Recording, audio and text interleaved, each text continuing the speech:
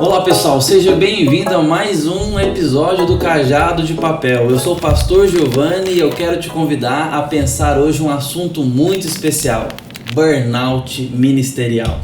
Já se sentiu cansado, exausto, andando sem combustível?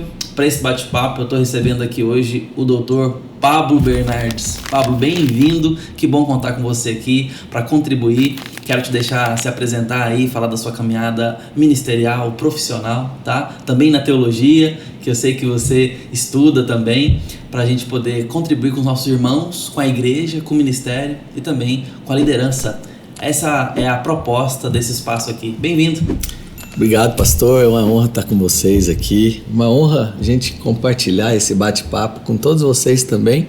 Que seja bênção na vida sua, na vida dos que estão ao seu redor. Então, falando um pouquinho de mim, eu sou médico, especialista em psiquiatria e também em medicina do trabalho. Além disso, Deus me deu a honra de me especializar em teologia bíblica no Mackenzie, São Paulo, também em aconselhamento cristão e agora, mais recentemente, em neurociência. Joia. Então, são áreas afins. E tudo isso como uma boa desculpa para a gente poder ajudar muita gente, especialmente os cristãos nessa jornada. Que bênção, que privilégio, caminhada linda, viu? Que bom que você tem servido a igreja com tudo que Deus tem te dado. Amém. Pablo, eu sei que você tem ministrado, pesquisado e até escrito sobre exaustão, sobre problemas envolvendo essa baixa da produtividade, do ânimo, e a gente quer conversar sobre isso. Precisamos preocupar, de fato é um assunto sério. Eu quero te dar a oportunidade para você definir os problemas que tem relacionado a essa questão, mas também saber por que você foi veredando por essa preocupação. O que te levou a pesquisar mais, a se preocupar com a exaustão em si? Eu sei que você tem escrito, né? Ganhei de presente aqui o seu livro Exausto, o Burnout Ministerial. Eu acho que você tem até outros trabalhos, né, nesse tema. O que te levou? Qual foi a preocupação como profissional e também como estudante de teologia? Queria te ouvir sobre isso. Desde que Deus me destacou para esse ministério, então o nome do meu ministério é Saúde Mental do Cristão. Você pode entrar lá no YouTube, pode entrar no Instagram, pode entrar no site também. Tem em todos os meus livros aí. Desde então, eu tenho trabalhado muito com cristãos nesse ministério e as prevalências maiores em termos de doenças, em termos de aflições, em termos de acometimentos, tem sido na área da ansiedade, na área da depressão e na área do burnout. O cristão geralmente é aquele que trabalha a semana inteira e chega fim de semana e trabalha mais ainda na sua igreja. E quando esse trabalho é feito de uma forma desfavorável ou excessiva, sem limites adequados, sem planejamento, sem estratégia, isso pode levar a essa doença do excesso. Não é uma doença da falta, é uma doença do excesso, que é o burnout. Burnout em meios seculares, aí a gente chama da síndrome do esgotamento profissional. Em termos ministeriais, então eu estou aplicando nesse livro aqui o termo para burnout ministerial, que é o burnout dos líderes cristãos, de quem serve na igreja. Qual seria uma boa definição? Eu sei que você acabou de fazer isso, mas para ficar bem claro, o que é o burnout, da síndrome do burnout profissional ou do esgotamento profissional, né? O que é isso exatamente? E aproveitando, Pablo, perguntar assim, como é que eu começo a identificar? Quais são os sintomas? Porque eu vejo que tem uma área talvez ampla aí, é cansaço, parece depressão, tem a ver com ansiedade, ou é só uma fase? Como é que eu identifico? Como é que eu consigo separar as coisas? Porque às vezes a gente pode confundir com outras, talvez até patologias mentais, sentimentais. Queria te ouvir sobre essa definição, identificação dos sintomas. Imagina que a gente tenha uma vela na mão, a vela tem a chama, está ali a chama e a janela está aberta. E aí vai entrando pela janela vento, brisa, vai batendo na chama e a chama vai diminuindo. E a gente fala, não, tá tudo bem, ainda tá ali a chama, tá tudo certo. Mas vai entrando cada vez mais esse vento, até o ponto de essa chama extinguir, esgotar. Isso é o burnout. É o esgotamento, é a extinção, é a queima por completo. Não tem na mais nossa vida. Aí. Exato. Na nossa vida é assim também. A gente tem uma chama, um vigor emocional, físico, mental, e a gente tem aí a nossa vida para cuidar desse vigor. Muitas vezes a gente deixa a janela aberta, vão entrando fatores estressores, vão entrando demandas, vão entrando problemas, e a gente não sabe bem lidar com isso. Muitas vezes não sabe colocar limites, não sabe estabelecer prioridades, até que a nossa chama vai se esgotando. Quando ela chega ao ponto de se queimar por completo, é o que a gente chama de burnout. Isso repercute na saúde como? De diversas formas, desde manifestações clínicas, físicas, por exemplo, como sintomas mais relacionados à parte cardíaca, então a gente sente a taquicardia, o sufocamento, tremores, problemas digestivos, problemas na pele, cabelo caindo, até sintomas mais mentais, como crises de pânico ou sintomas depressivos, e aí é que o burnout faz essa intersecção com a depressão. Então, sintomas como desânimo acentuado, como tristeza, como falta de vigor, como fatigabilidade, como repercussão no sono, repercussão no apetite, até sintomas comportamentais também. Isolacionismo, falta de vontade de continuar aquilo que se fazia com tanto prazer. Em termos ministeriais, aquilo em que a gente tinha tanto brilho passa a ser agora um motivo de peso. Eu gostava disso, hoje eu não quero mais. Perde o prazer. Perde o prazer. Mesmo a gente sabendo que é a seara do Senhor linda, mas chega a um ponto de a pessoa dizer, eu não aguento mais. Eu vi que a gama de sintomas ela é bem vasta, pelo visto. Sim. Isso repercute de formas diferentes em cada pessoa, a ordem pode ser distinta, porque a gente passou aí por sintomas fisiológicos, físicos e também mentais ou emocionais. Tem uma ordem mais perceptível ou não, isso segue mais ou menos um padrão? Porque, por exemplo, de repente é possível que chegue primeiro uma apatia, uma tristeza e depois uma doença gástrica que tem muito a ver com ansiedade também, né? Ou primeiro eu vou perceber um sintoma físico mesmo e depois eu vou perceber um sintoma emocional. Tem alguma relação? Isso faz sentido, essa pergunta? Sim. De forma geral, o burnout ele tem 3 características. A primeira é a exaustão física e mental. Então, essa aí é comum em todo mundo. É aquele colapso. É como se fosse um vulcão, as lavas estão subindo até o ponto que elas extravasam, explodem. Só que é um colapso interno. A pessoa ela paralisa. Ela sente que não tem mais condições de continuar do jeito que estava. Segunda característica se chama despersonalização ou ceticismo. A pessoa vai ficando negativa com aquilo que ela faz, com as suas atividades rotineiras. Ela vai perdendo mesmo toda a vontade. E a terceira é a reduzida realização profissional, ou seja, aquela missão que me brilhava os olhos, agora não faz sentido mais. Tudo que eu quero é não estar nela, nem estar com as pessoas que estão relacionadas a ela. Difícil falar isso, né? Sim. Mas essas são as 3 características comuns. Fora isso, tudo o resto que vem, aí varia de pessoa para pessoa. Tá. Pode ser físico em um, pode ser mais mental em outro, pode ser mais comportamental em outro, e a ordem também é individual, é específica. Uma pergunta que me vem à mente agora, assim, claro, falando de profissões, mas com um foco especial na nossa missão ministerial, né? Isso está muito atrelado ou mais atrelado ao volume ou, de repente, à etapa da vida em relação ao volume? Acho que essa é uma boa reflexão nossa, porque às vezes o volume que outrora não era problema, agora está sendo. Será que eu estou acumulando desgaste? Agora a mesma intensidade, o mesmo volume de trabalho está batendo em mim de uma forma diferente? Será que tem problemas mal resolvidos na minha ansiedade, na minha saúde? Estou perguntando isso porque às vezes nós temos uma rotina ministerial, só que lidamos com ela de forma muito diferente. Às vezes a gente está com o pique para aquilo, a gente tá, e olha, estou falando sendo um pastor jovem, tá?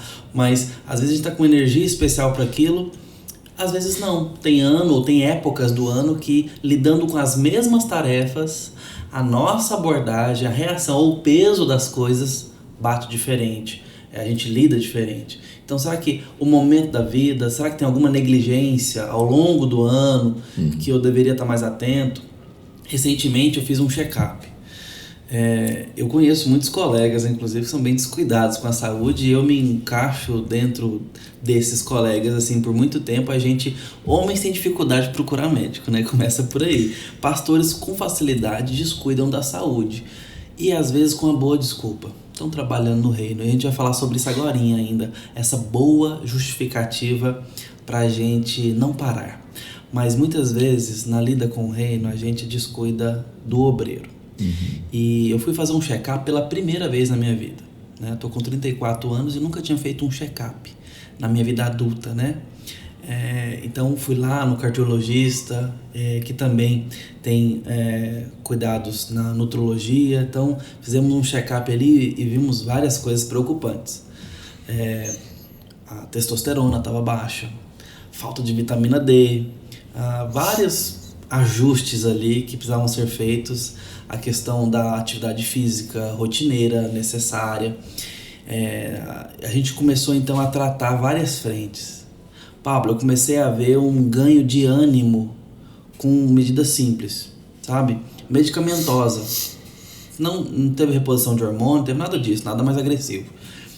Mas ali uma vitamina D que eu estava precisando, doses significativas, mas vitamina, medicamentos que conseguem afetar o nível de testosterona, a volta de atividade física. Eu percebi isso fazendo efeito na minha mente, no meu ânimo para fazer algumas coisas.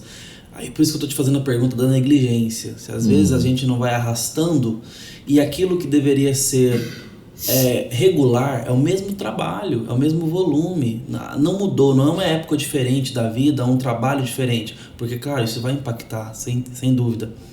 Mas o meu ânimo estava baixo, como um carro sem combustível ali, se engasgando para conseguir caminhar. O pavio baixo, não está conseguindo ter aquela chama, mesmo para o mesmo volume de tarefas.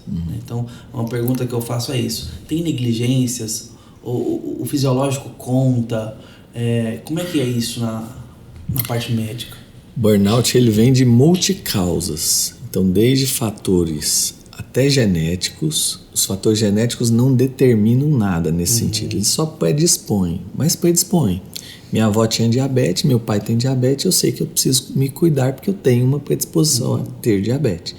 Agora, outros fatores que nos cercam também têm muita relação. O próprio processo de envelhecimento vai fazendo com que a gente tenha que diminuir aquela demanda que outrora era grande, agora talvez permaneça, mas o nosso vigor já não permanece o mesmo, pelo próprio processo de envelhecimento. E processo de questões da vida mesmo, né? Questões de casa, questões extralaborais, questões laborais, questões de relacionamentos, tudo isso vai acabando por interferir também. E a questão orgânica é muito importante. Nós crentes, especialmente líderes de ministérios, nós temos essa tendência de não cuidar muito do corpo, né? Da mente. Às vezes a gente se joga tanto nas atividades do reino e nas questões espirituais. Uma coisa que eu falo muito é que Deus nos fez corpo também. Senão ele nos teria feito só espírito. Exato. Mas se ele nos deu um corpo, ele também requer o nosso corpo que seja bem cuidado para a glória de Deus. A Bíblia fala muito sobre isso, né? Então, o ideal é que, tal como a gente vê em vários textos e contextos bíblicos, é que a gente também zele por esse templo do Espírito Santo de forma equilibrada. Então, fazendo check-ups. Um dos capítulos aqui do livro é exatamente isso. Cuide da sua saúde. Saúde física, saúde mental, saúde espiritual. Dentro da saúde física, eu proponho a questão do exercício físico regular como uma coisa básica e necessária a quem trabalha no reino. Cuidar muito do sono. A gente trabalha muito com a higiene do sono. Cuidar da alimentação. Sabe que cerca de 90% da serotonina que é produzida pelo nosso corpo é produzida pelo intestino, não é produzida pelo cérebro. Olha, ou seja, tem muito a ver com a alimentação, com o que a gente põe para dentro. Então, cuidados assim fazem, inclusive, com que o nosso ministério seja longevo. Perfeito. E dure por mais tempo. A nossa teologia reformada tem uma ênfase muito clara nisso, nem sempre valorizada como deveria. Cito, por exemplo, Anthony Huckman, um material até um tanto quanto datado, mas muito precioso ainda, onde ele mostra sobre antropologia o fato de que fomos criados à imagem de Deus. Ele entra nessa questão de glorificar a Deus, a glória devida a Deus com a matéria, com o fisiológico, com essa parte tão importante, né, como você bem colocou. Nós temos uma ênfase dentro da nossa teologia sobre a integralidade do ser humano, bem harmônico com o que você está dizendo. E a gente não pensa no ser humano com cisão, com separação, com partição, embora haja, né, aspectos peculiares de uma coisa e de outra, da parte espiritual, da parte material, mas a ênfase bíblica sempre foi de olharmos o ser humano como integral, um todo, holístico, né? Tanto que a proposta final é esse reencontro do espírito que aguarda com a matéria ressurreta para sermos nós mesmos de novo, né? Integrais. E eu estou fazendo menção a isso para incluir na nossa espiritualidade o fato de que precisamos glorificar a Deus com o nosso corpo. Tem que incluir na nossa intenção de adoração o cuidar bem do corpo. Aqui, claro, a gente não está falando necessariamente de vaidade, né? de um cuidado leviano, mas de um cuidado consciente. E muitas vezes, sobretudo, como eu disse, homens têm uma tendência talvez cultural no nosso ocidente, falando do Brasil, de negligenciar o corpo, né? Eu citei um caso próprio, pessoal, como que a minha negligência estava custando. Essa conta ainda ia chegar mais cara, mas ela já estava ali cobrando juros, né? A negligência com a alimentação, a negligência com a atividade física, você menciona aí o sono, né? Então são dicas preciosas, coisas que a gente, se apertar, sabemos, mas muitas vezes não cuidamos. Falando agora dessa vida ministerial, fica a dica para os pastores. Coloque isso na sua adoração, na sua devocional, que não é apenas o exercício de abrir a Bíblia, ler e orar, mas eu adoro a Deus quando eu como bem. Eu adoro a Deus quando eu me preocupo em estar bem para o ministério. É uma questão até de família, né? Se eu estou bem para minha esposa. Se eu me cuido para os meus filhos. Eu sou um pai melhor, né? Buscar uma versão melhor de nós mesmos é uma questão de solidariedade com as pessoas que se relacionam conosco, que dependem da gente, né? Que nós cuidamos, que somos delas protetores, conselheiros, cuidadores. Então, isso é de fato uma questão de responsabilidade e, acrescento, espiritualidade, né? E Deus nos fez despenseiros, né? Faz parte desse cuidado com as coisas que Deus nos deu, cuidar do corpo, cuidar do emocional também, né? Gosto muito de alguns versículos, por exemplo, bendize a minha alma ao Senhor e tudo o que há em mim, bendiga o teu santo nome. Perfeito. Ou João dizendo ao amado presbítero Gaio desejando a ele prosperidade e saúde, tal como é próspera a alma dele. Ou seja, todo esse cuidado holístico integral aí. Eu acho valoroso a provocação, eu chamo de provocação, do JP, um jovem que tem ensinado muitos cristãos aí, está fazendo um seminário, tem feito um ministério bonito, E ele tem uma plataforma chamada Clube Cristão, onde ele tem ali normalmente jovens e jovens mais novos, e eles têm seguido o exemplo dele ao ir à academia e postar a seguinte hashtag: já glorificou a Deus com seu corpo hoje? Okay. Enquanto a gente tem aí algumas marcas de shakes, né? Já tomou seu shake hoje? Essa é uma provocação do lado de cá, né? E aí, já glorificou a Deus com seu corpo hoje? Cuidado, né? Cuidado do corpo. Sabe que nesse livro eu coloco uma pesquisa feita com pastores em 2015 e 2016, Instituto Schaeffer, Estados Unidos.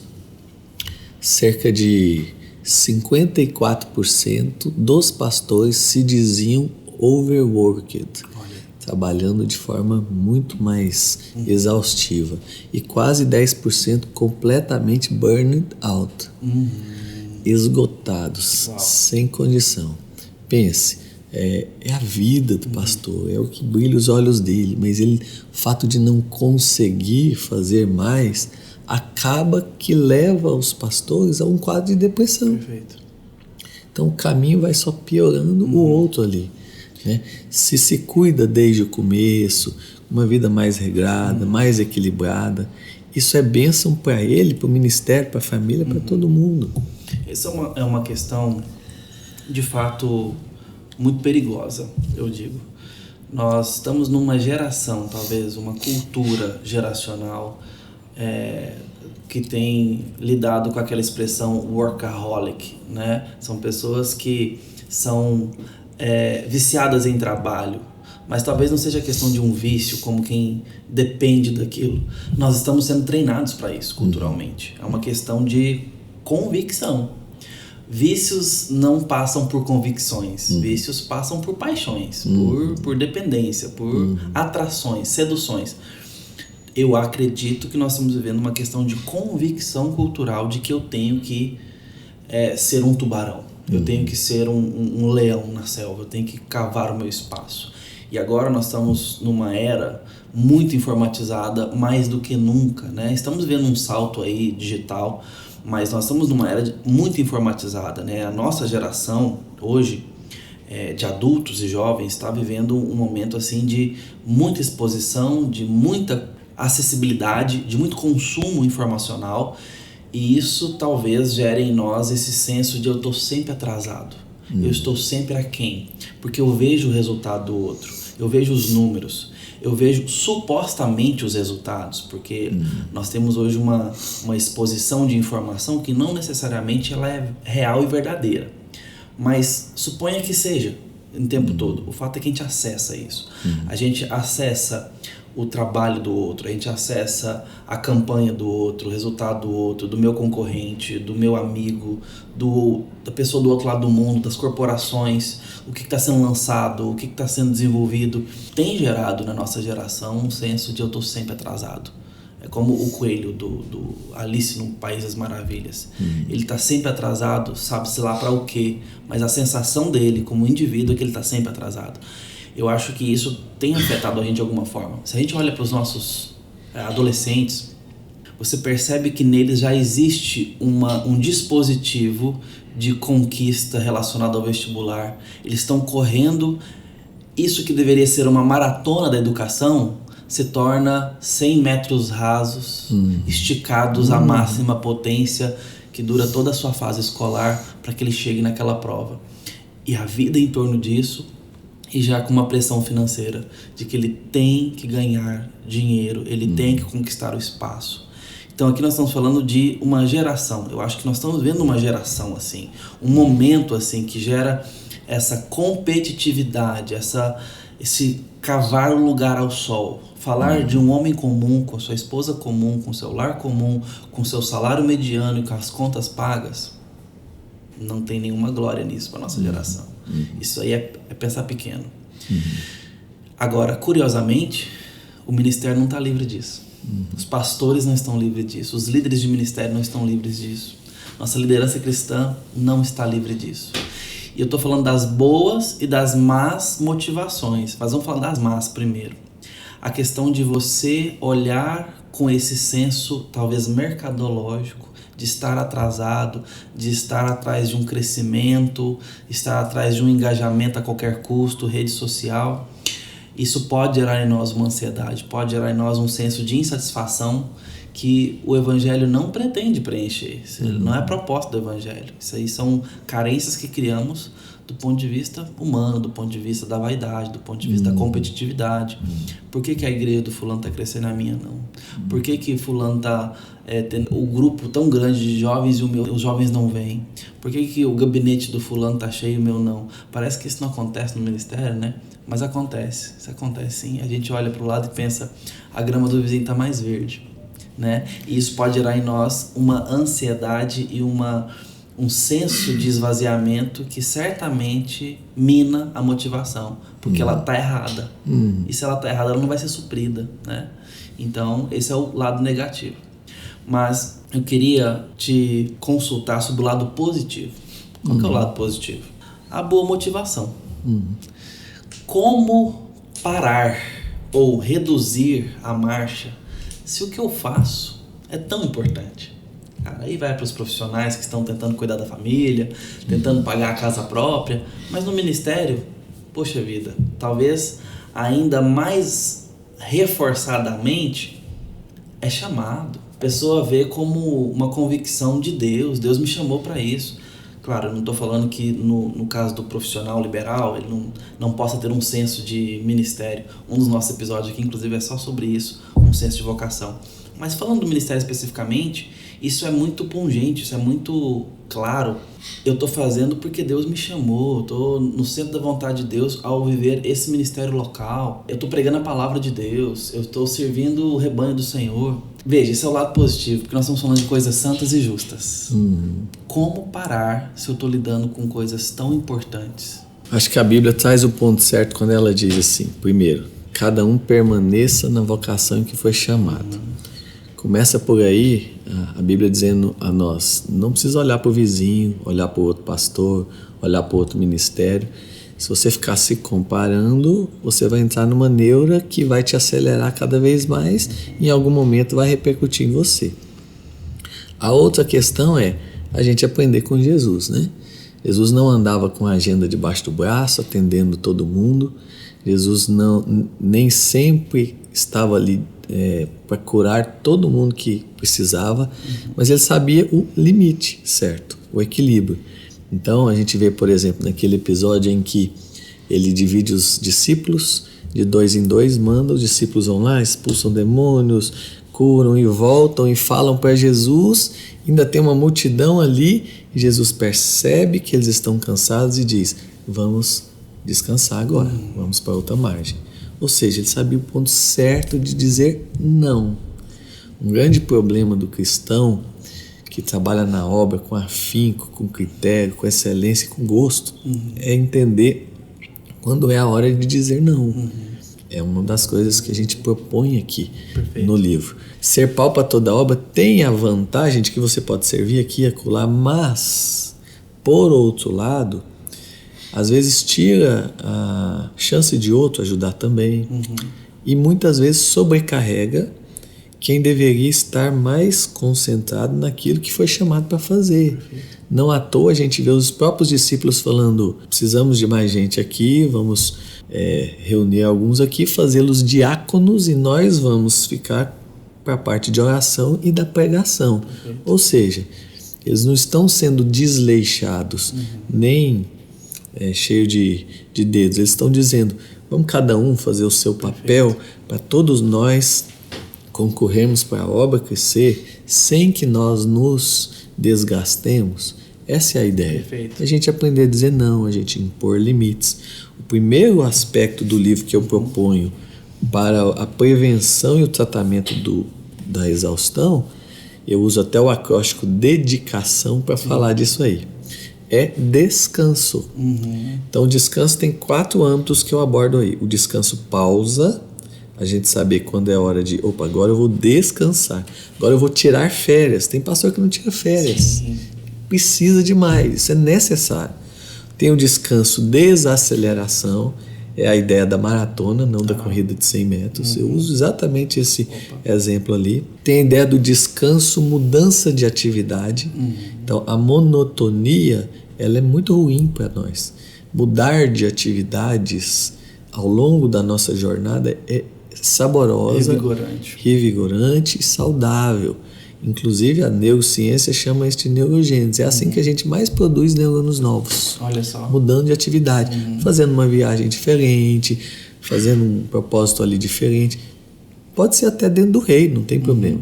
E o outro descanso que eu abordo aí é o descanso no Senhor, né? Perfeito. É a gente dizer, Deus... Quarto mandamento, né?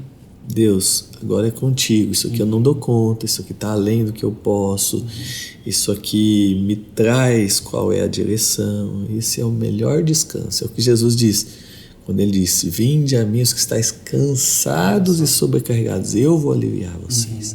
É esse descanso. Perfeito. Pablo, essa questão da responsabilidade do pastor, do profissional também, né? Aí trabalho, saber descansar, honrar o Senhor com o quarto mandamento. Pastor, eu sei, ele tem medo de tirar a festa 30 dias, chegar aqui e ter outro lugar dele, ele tem medo disso, sabe? Tem medo também do conselho reunir sem ele. Brincadeira, mas muitas vezes a gente tem medo de se ausentar, achando que ninguém vai fazer o que a gente faz. A gente tem medo de, às vezes, achar que somos insubstituíveis naquela tarefa, e até com zelo. E é muito difícil honrar e obedecer a Deus no quarto mandamento. Nós precisamos guardar o descanso, né? Eu vejo, você comentou, que cita aqui até a entrevista do reverendo Augustus, né, que pastoreando aqui em Goiânia passou por um momento de síndrome de burnout e foi responsável, cuidou, e ouvindo ele falar sobre isso, ele fala sobre como que é funcional e plausível a dinâmica do quarto mandamento. Trabalhe 6 dias, descanse 1. Trabalhe 6 dias, descanse 1. Né? A gente precisa, de fato, ter essa gestão. Estou te ouvindo falar sobre essa questão de planejamento, a gestão nos ajuda. E aqui eu vejo um dos capítulos do seu livro é sobre o delegar. Pastores precisam aprender a não microgerenciar. Isso vale para o profissional liberal, vale para o gestor, vale para o empresário, vale para muitas áreas, né, profissionais. Mas para a igreja é tão cabível. Nós, líderes, precisamos aprender a não microgerenciar, sabe? E aí fica um apelo aos conselhos, fica um apelo às lideranças, mas sobretudo ao pastor. Porque muitas vezes, eu falo de uma perspectiva presbiteriana, que temos um conselho, né? As igrejas têm formas de governo um pouco distintas, mas a ideia permanece. Muitas vezes o pastor segura na mão muitas áreas e micro-áreas da igreja. Não que ele não possa fazer, não me entenda mal, não é porque ele está acima daquele trabalho, não é porque... não é isso. É sobre o que Deus nos chamou para fazer. Jesus dá uma aula disso, né? Ele não foi lá e pegou as redes e jogou. Perfeito. E pegou os peixes. Ele disse, joguem as redes. Não foi ele quem colocou a água nas talhas para transformá-la em vinho. Ele pediu aos serventes que o fizessem. Quando ele multiplica pães e peixes, ele entrega na mão dos discípulos para que estes os distribuíssem. Quando ele preparou a ceia, aliás, quando ele quis preparar, ele mandou 2 discípulos lá fazerem, prepararam a sala e depois ele fez o que ninguém podia fazer. Essa é a ideia. Eu até coloco no livro também, cerca de 85% do que o pastor faz, qualquer outro irmão pode fazer, ou alguns podem fazer bem. E isso é bom, se ele pode delegar isso, ele tem mais tempo, mais vigor, mais criatividade para se concentrar nas áreas em que ele só pode fazer. Perfeito. Então, a delegação não é uma forma de subir num pedestal e dizer só você faz isso, isso não é comigo, por favor. Não é isso. É questão de distribuição de tarefas para uma produtividade espiritual, inclusive, melhor. Sim.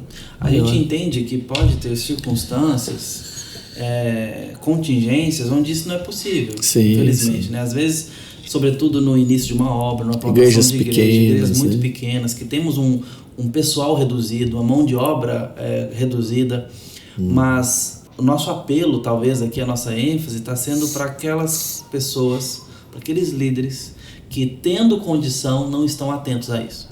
Podendo fazer, não estão atentos a isso. Inclusive, roubando de pessoas que poderiam estar servindo, roubando oportunidade de serviço, né? Que poderiam estar se dedicando na igreja em áreas... Desenvolvendo seus talentos. Exato, mais ainda, que né? Deus tem dado, né? Dons específicos, talentos específicos, com áreas e tarefas, porque a microgerência pode nos esgotar muito antes do domingo, antes do sermão, antes do aconselhamento na terça, na quarta-feira, porque nós estamos envolvidos às vezes com a parte burocrática da igreja, com cartório, com fórum, com parte estrutural, elétrica, reforma. Às vezes precisamos estar conscientes, precisamos fazer todas essas coisas. Mas eu acho que é uma questão de responsabilidade. Nós nos esforçarmos para capacitar pessoas, para trabalhar em instâncias que não dependam diretamente do trabalho pastoral, para a gente poder ter um pouco mais de fluidez, né, no trabalho ministerial, aconselhamento, o estudo, a oração, a pregação, a visitação, né, o planejamento estratégico da igreja. Então a gente precisa incluir mais pessoas na gestão. Talvez isso pode aliviar a nossa carga, né, Paulo? E já é uma gama de coisas que o pastor faz, né? Ele administra, ele exorta, ele prepara as mensagens, ele aconselha, ele visita. Quando precisam de alguém para o batismo, para o hospital, para o aniversário, para o funeral, é sempre o pastor, geralmente. Então, se ele pode contar com mais pessoas, até para fazer junto dele funções assim, dessobrecarrega o pastor. Sim. Até porque, entre aspas, o pastor está 24 horas por dia a cargo da igreja. Mas é importante estabelecer esses limites. O pastor vai tirar férias, tem outro que vai ficar no lugar dele. Mas eu quero o pastor. Não, tem outro pastor auxiliar que vai fazer o que ele faz, né? O pastor vai descansar tal dia com a sua família em tal lugar. O pastor agora é o tempo dele com Deus lá. Quantos eu vi testemunhos de pastores preparando o livro que dizem: eu preparo o sermão toda semana e esse é o único tempo que eu leio a Bíblia. Olha só. Então, o principal, a gente olha para Jesus e via Jesus falando assim: a multidão estava lá, mas ele saía para lugares solitários para orar. Exato. Passava noites orando, né? Inclusive, um dos capítulos aqui é chamado de Estabeleça Prioridades. Principal prioridade, nossa intimidade pessoal com Deus. Aqui não é de ministério, estou falando de ministério. É eu com Deus, você com Deus. Depois vem a família. Então a gente lembra de 1 Timóteo, por exemplo, Paulo dizendo lá, ensinando Timóteo, dizendo: olha, se alguém não sabe governar a própria casa, como é que vai cuidar da casa do Senhor, né? Ou se alguém não sabe cuidar dos seus e os da própria casa, é pior do que o descrente. Então a gente vê ele falando: olha, cuide da sua família, é o seu primeiro ministério, né? E depois então da família que vem o ministério, que vem o trabalho, que vem as demais coisas. Obviamente aqui a gente não está falando para a pessoa ser desleixada e deixar de ir à igreja, falar: não, agora eu só vou cuidar. Não é isso, estamos falando só de questão de prioridades mesmo, porque quando a gente desleixa a família, estou usando um neologismo aqui, deixa a família à margem, muitas vezes isso gera rebeldia, gera problemas com a esposa, gera problemas com os filhos, e isso vai minando o ministério também, né? Perfeito. Então, essa tentação que até os jovens têm muitas vezes é de achar que isso não vai acontecer comigo, né? Eu falo por muitos colegas e por mim, principalmente. Estou aqui dando dicas e falando de coisas que eu recorro nesses erros facilmente. A microgerência é uma tentação para o meu coração muito forte. Eu sou uma pessoa muito dada aos detalhes, sou uma pessoa muito dada à atenção. Às vezes eu estou ali pregando no culto, estou prestando atenção, o que está acontecendo, alguém levantou, se está sem lugar, às vezes no meio do sermão. O esforço para me concentrar é grande, tem característica minha. E hoje, como pastor titular à frente da igreja, é muito fácil eu ir para essa vala de querer saber de cada detalhe. Graças a Deus, Deus tem me dado pastores auxiliares, presbíteros, irmãos, né? Hoje o Marquinhos aqui nos ajudando na produção desse conteúdo, né? Temos o reverendo Romulo aí me ajudando também como secretário da igreja, que cuida bastante dessa parte burocrática, né? E a gente está então tendo um time cada vez mais que vai me ajudando, porque não é fácil para mim. A minha tendência natural, me expondo aqui, é de controlar, ir para microgerenciamento, né? Deus tem me dado alguns dons, né, ao longo da minha vida também, que eu gosto de trabalhar com arte, com design, com produção audiovisual, gosto dessas coisas. E hoje, por exemplo, eu estou muito envolvido nessas coisas. A necessidade que eu tenho de não me sobrecarregar, de não me exaurir, de não me esgotar é muito forte. Além dos meus problemas pessoais, de ordem psicológica, emocional, né? Cuidados que eu tenho que ter, a minha saúde. Então, eu estou recebendo aqui a sua presença, Pablo, como até uma parte exortativa para mim mesmo, como líder, para eu poder pastorear melhor, servir melhor o reino. A gente está chegando aqui numa síntese, talvez, de várias propostas já necessárias, né? Nós estamos falando de cuidado da saúde, vou tentar resumir aqui alguns cuidados.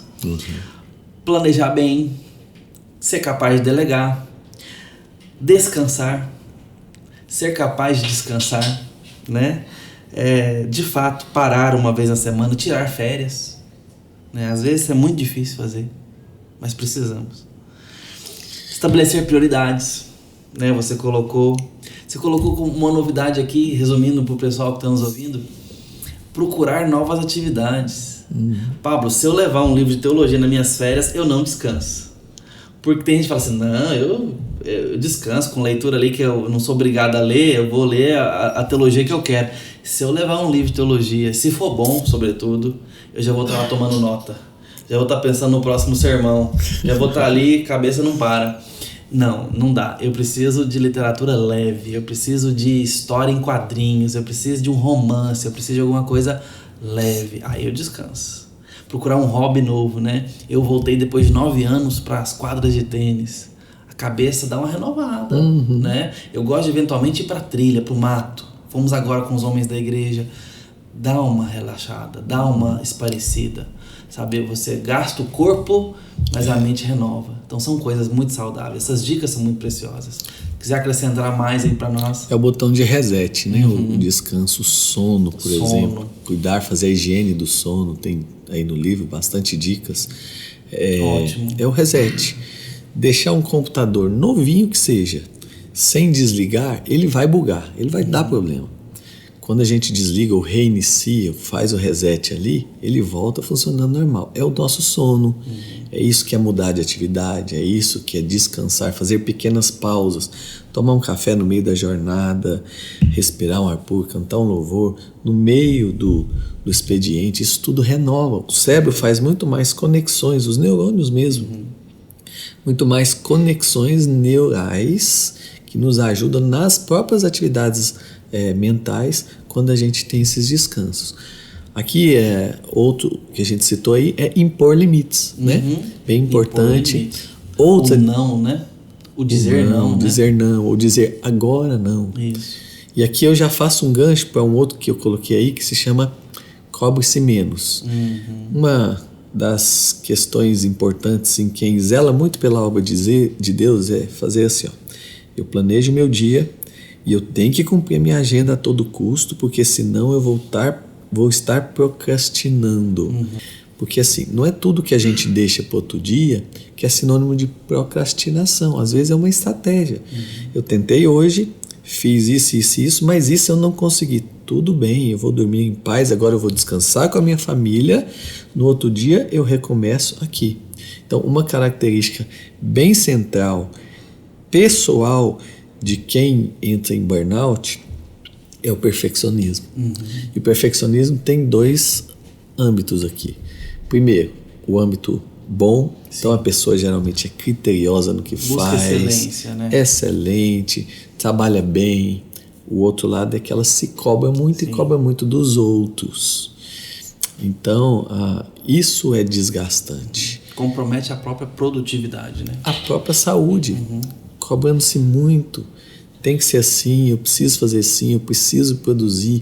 Aí chega a noite, cabeça no travesseiro, rodando ali 1000 pensamentos do que tem que fazer, do que não fez e tal. E aí vem problema de insônia, por exemplo, que é um problema bem comum no burnout. Aquela insônia inicial, muito comum também nos quadros ansiosos. Já fazendo um gancho aqui, junto com esse livro eu lancei um livro que se chama Controle de Vez a Sua Ansiedade. Falando da ansiedade nos 2 aspectos. Aquela ansiedade boa que a gente precisa todo dia de manhã para levantar da cama, para produzir, para estudar, mas a partir de quando ela passa do limite, então já começa a ser uma ansiedade desgastante, que gera esse sentido aí. Então a gente se cobrar menos, entendendo que basta cada dia o seu próprio mal, ou planejar ali o que não deu, tudo bem, encaixa na agenda do outro dia, mas importante o tempo de descanso à noite, o tempo de revigoramento, isso aí faz parte da saúde longeva. Perfeito. Eu vejo que a gente precisa entender a frase de Jesus quando ele diz: eu edificarei a minha igreja. Aqui não é um argumento para o desleixo, né? Não é um argumento para os preguiçosos continuarem preguiçosos, não é um argumento para a apatia, não é um incentivo à inoperância, à irresponsabilidade, mas é um alívio de carga, é colocar as coisas nos seus devidos lugares. Eu, como um jovem pastor, preciso entender que a igreja é do Senhor Jesus. E às vezes pastores idosos também precisam relembrar isso. A igreja é do Senhor Jesus. Ele edificará a sua igreja. Cabe a nós a fidelidade, cabe a nós o cuidado com o rebanho, com responsabilidade e cuidar de nós mesmos. Mas sabendo que os resultados pertencem ao Senhor Jesus, que Ele é o Senhor da igreja. É o Senhor Jesus que levanta e fecha a igreja, é o Senhor Jesus que dá crescimento para as igrejas que Ele quer dar crescimento, da vitalidade, da saúde, da exortação. Cabe a nós a fidelidade para cuidar da igreja, que é do Senhor Jesus. Eu queria, por fim, então, Pablo, perguntar a você, e aí, eu já estou me sentindo nesses sintomas, eu já estou me vendo nesse quadro. A gente conversou bastante aqui sobre prevenção, sobre medidas para a gente se atentar. Mas e para os exaustos? E para os pastores que estão, líderes que estão num quadro de esgotamento? O que eu preciso fazer? Então, aí isso demanda um replanejamento inteiro da vida e do ministério. Começa por aí. Quando o quadro tem muitos sintomas e sinais, às vezes o pastor vai ter que se afastar um pouco. Parar mesmo, para esse vigor voltar. Não, eu não posso, eu não consigo, a igreja precisa de mim. Precisa entender quando é a hora mesmo. Talvez um profissional de saúde nesse sentido vai ajudar para dizer, olha, dá para continuar trabalhando um pouco menos, ou agora é hora de parar mesmo. Você chegou no limite. A partir daqui você vai ter problemas sérios. Entende? Inclusive, a gente sabe de pastores que foram a óbito, que entraram em quadros grandes aí e irrecuperáveis muitas vezes. O pastor John Piper parou por 1 ano num quadro avançado que a gente pode identificar como burnout. E além disso, sempre estar cuidando da saúde. Então, o equilíbrio entre a saúde física, mental, emocional, espiritual, isso aí faz toda a diferença.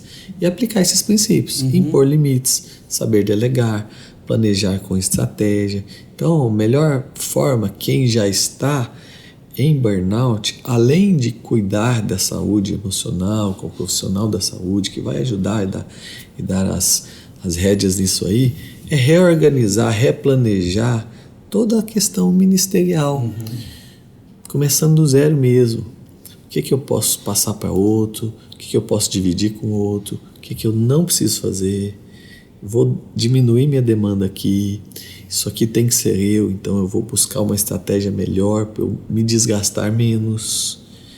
E aí, por aí vai. Perfeito. Eu queria acrescentar, de uma forma singela, uma atitude que talvez possa ser valiosa, Pablo, antes até mesmo chegarmos na necessidade de uma ajuda profissional, até médica. não dizendo que ela não possa ser feita a qualquer momento. Acho que é justo e bom. Mas é o fato da gente não se omitir as pessoas que Deus tem colocado ao nosso redor, sabe? Não se isolar no problema, do desgaste, da dificuldade. Deus talvez tenha dado uma família ao pastor, tem uma esposa, tem uma companheira. É importante que a gente saiba se abrir, sabe? Dizer onde está doendo. Não, como você coloca no primeiro capítulo aqui, né, nos primeiros pontos, não acharmos que somos super-heróis, né? E podemos nos abrir. Às vezes, colegas, amigos que Deus tem dado na nossa caminhada, a gente poder dividir onde está doendo, onde está difícil, saber se talvez na sabedoria do outro não consiga ver em mim um excesso, uma sobrecarga, um desequilíbrio na minha agenda, né? Eu acho que essa atitude de compartilhar a carga, não que o outro vai levá-la por mim, mas é expor a minha carga, expor a minha dificuldade. Isso pode nos ajudar. Aprender com a experiência do outro, né? Também. Um dos capítulos aqui chama-se Aconselhe-se Sabiamente. Ótimo. Então pode ser com a esposa, pode ser com um amigo fiel e amigo leal, pastor com pastor, Sim. que já sabe como é que são os meandros da jornada ministerial. Tão importante, olha, foi através do conselho de Jétro que Moisés não teve um burnout. Experiência. Princípio de gestão ali, planejamento, né? Prioridade. Moisés, como que você vai deixar tanta gente assim todo dia, de manhã até a tarde, sugando de você? Claro, o propósito é nobre, mas ele soube dividir, ele soube gerenciar e partiu de um conselho. Então, essa caminhada conjunta é tão importante no ministério. Sabe que um dos problemas maiores do burnout em missionários é exatamente porque eles estão muito solitários, isolados. Lá. Então eles recebem a parte financeira da igreja, mas muitas vezes não recebem a parte emocional que precisa, de aconselhamento que precisa, o subsídio nessa área de assistência às questões da vida pessoal e ministerial. Por isso tanto problema lá também. Eu não quero ser mal entendido aqui como esse exemplo, mas é um bom exemplo da nossa igreja nesse sentido. A gente tem tido uma regularidade de contato com os missionários que apoiamos semanalmente. Ótimo. Um trabalho muito bonito, liderados pela nossa irmã Sara, junto ao nosso Ministério de Missões. E surgiu no tempo da pandemia, que a gente viu a necessidade de estar um pouco mais perto dos missionários que apoiamos. E eles não quiseram parar. Então, todo sábado eles têm um encontro de videoconferência, onde oram juntos, um vê o rostinho do outro ali. E isso tem sido um bom exemplo, sabe? Para nós, para nossa igreja, para outros irmãos poderem pensar no contato com o missionário, que às vezes está mais isolado. Não é só o dinheiro que chega, não é só o recurso que chega, é tão necessário, mas também um pouquinho de afeto, um pouquinho de companhia, ainda que virtual. Então, isso tem sido um exemplo muito valioso para nós aqui, Pablo. Te ouvindo aí, tô lembrando desse caso. Tá? Isso é revigorante, né? Sim. Quem que tá num velório e quer receber um dinheiro ali? Exato. Ninguém. Exato. Ele quer receber um abraço, quer receber uma palavra, quer ver você chorando junto com eles. Faz diferença demais. A Bíblia fala, né? Que a gente deve andar junto com o outro. Quando um cai, tem o outro para levantar, né? Se a gente não tem isso aí... Gosto muito daquele texto que fala: habite ricamente em vós a palavra de Cristo, instruí-vos e aconselhar-vos mutuamente. Perfeito. Todos nós precisamos. Todos nós. Pablo, obrigado. Sábios conselhos, bons alertas para nós, em especial a você, meu amigo, pastor jovem, meu colega. Nós não somos de aço. A juventude ainda cobra sua conta. Vamos ponderar com sabedoria.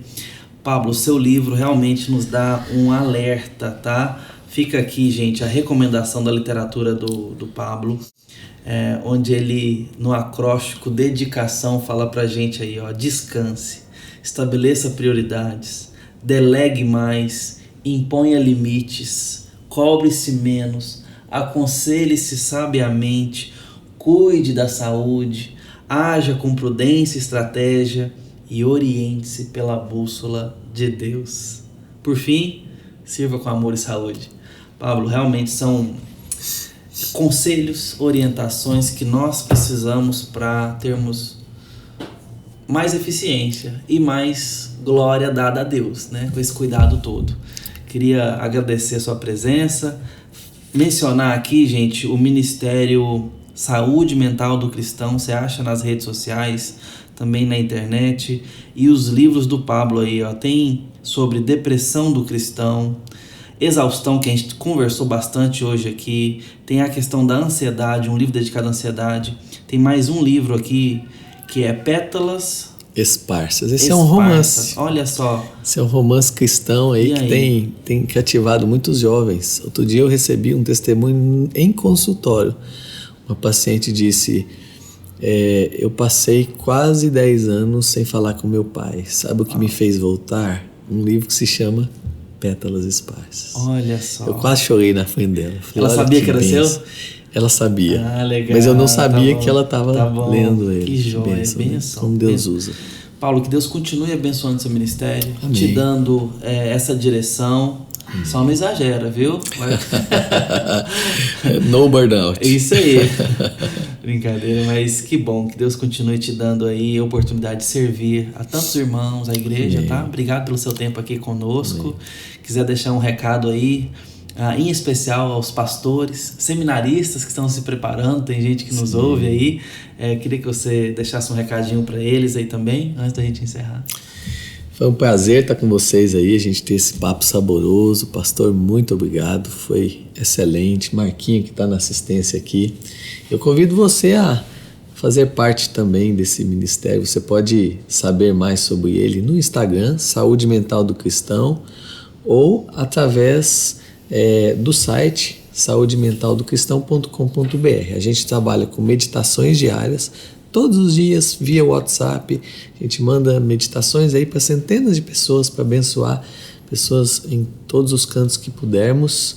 A gente trabalha com os livros, trabalha com as redes sociais, trabalha também dentro da medicina com consultas online, com consultas presenciais, para poder servir nessa obra que Deus nos chamou para fazer.